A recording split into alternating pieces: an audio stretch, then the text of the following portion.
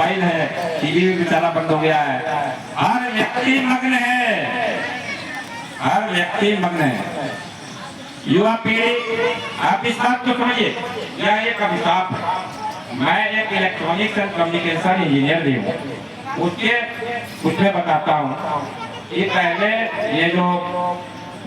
ये mass communication device है, बहुत ही हाई पावर रेडिएशन इसमें आती है। रिसीवर और ट्रांसमीटर दोनों है, पहले एक ही चीज रहता था।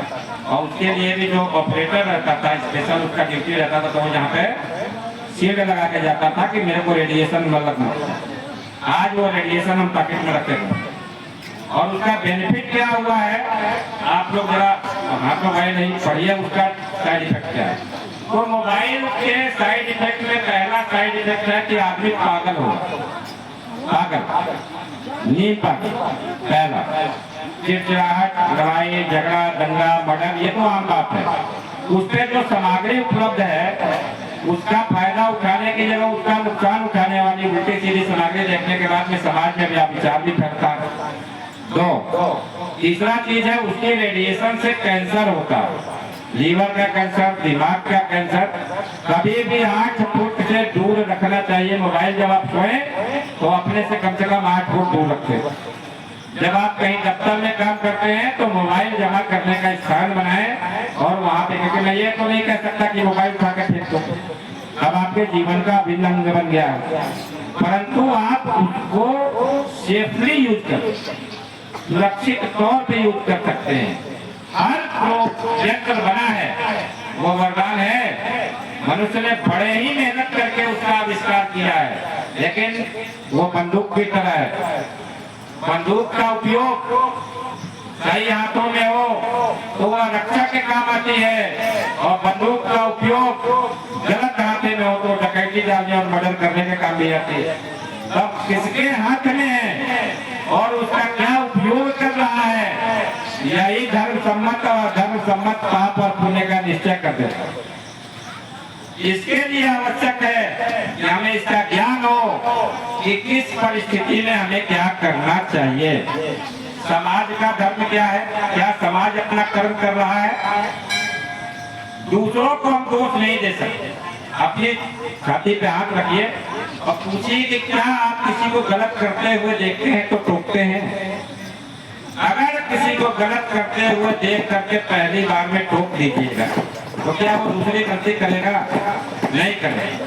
एक सशक्त समाज ही धर्माचरण को अपना आचरण बना सकता है। एक मरा हुआ और कमजोर समाज धर्माचरण को अपना आचरण नहीं बना सकता।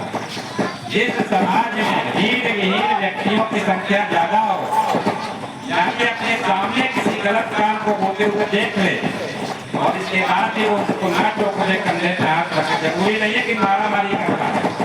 अपने भाई को हर मनुष्य एक दूसरे से जुड़ा है, वो एक दूसरे में हम सभी भाई बंधु हैं। हम मुझे परमेश्वर की संतान है तो करना कुछ नहीं है, तो पकड़ के उसके कंधे पे हाथ रखना है और कहना है भाई ये तो ठीक नहीं कर रहा है। हो सकता है थोड़ा नाराज होगा, हो सकता है उसे गलत लगे, लेकिन एक दो बात टोकने के बाद उसे इस बात का एहसास होगा कि ये सही कह रहे हैं। इसलिए एक सशक्त समाज का निर्माण और नींव वाले समाज का निर्माण आवश्यक है एक सशक्त राष्ट्र के निर्माण के लिए। अगर आप गलत को गलत और सही को सही नहीं कह सकते तो फिर आपको धर्म की बात करने का कोई भी हक नहीं है। आप सबसे बड़ा धर्म कर रहे हैं कि आपके सामने कुछ गलत हो रहा है और आप उसे टोक नहीं रहे।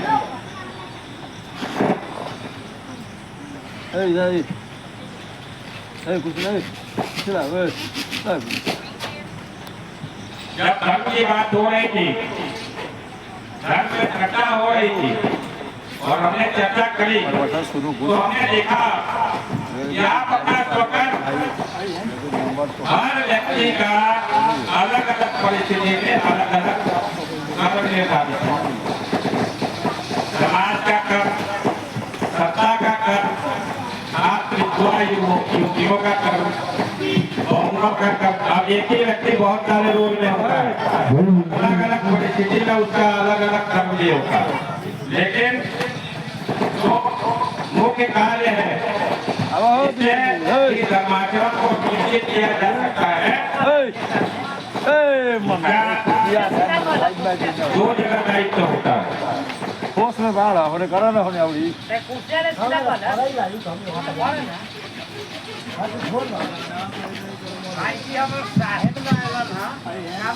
पहला दायित्व जो है वह परिवार का है, क्योंकि हम लोग परिवार के सदस्य हैं। उससे प्रथम दायित्व उस व्यक्ति का है जिसने अपना स्वकर्म त्याग दिया है।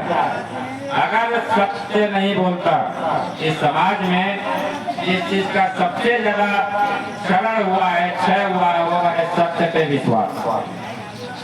और क्योंकि सत्य ही धर्म है, अगर आपने सत्य का अपमान नहीं किया है और सत्य और सदाचरण के साथ स्वकर्म नहीं करते हैं, तो आप फिर कुछ भी कर लीजिए, आपको अपने आप को धर्म का आचरण करने वाला नहीं कह सकते।